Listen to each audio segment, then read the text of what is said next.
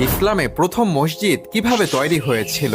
এইটা ইসলামের ইতিহাসের একটি গুরুত্বপূর্ণ ঘটনা। মক্কাতে যখন মুসলমানদের ওপর অত্যাচার নির্যাতন শুরু হলো, তখন আল্লাহর আদেশে নবী সাল্লাল্লাহু আলাইহি ওয়াসাল্লাম মদিনাতে হিজরত করেন। তিনি মদিনাতে পৌঁছানোর পথে কুবা নামক এক স্থানে অবস্থান করেন। কুবা অঞ্চলে থাকার সময় নবী সাল্লাল্লাহু আলাইহি ওয়াসাল্লাম ও সাহাবীগণ আল্লাহর ইবাদত করার জন্য একটি মসজিদ তৈরির উদ্যোগ নেয়। এরপর নবী সাল্লাল্লাহু আলাইহি ওয়াসাল্লাম তার নিজের হাতে প্রাকৃতিক উপকরণ দিয়ে মসজিদটি তৈরি করেন। এই মসজিদটি তৈরি করা হয়েছিল মাটির কাঁচা ইট এবং ছাদের জন্য ব্যবহার করা হয়েছিল গাছের ডাল ও খেজুরের পাতা দিয়ে। আর ইসলামে এই সর্বপ্রথম তৈরি মসজিদের নাম হলো মসজিদে কুবা। আর এই মসজিদে নামাজ আদায় করা এতটাই ফজিলত যে হাদিসে এসেছে, যে ব্যক্তি একবার মসজিদে কুবাতে নামাজ আদায় করবে সে ব্যক্তি ওমরাহ করার সওয়াব পাবে। পবিত্র কোরআনে আল্লাহ তাআলা নিজে এই মসজিদের প্রশংসা করেছেন।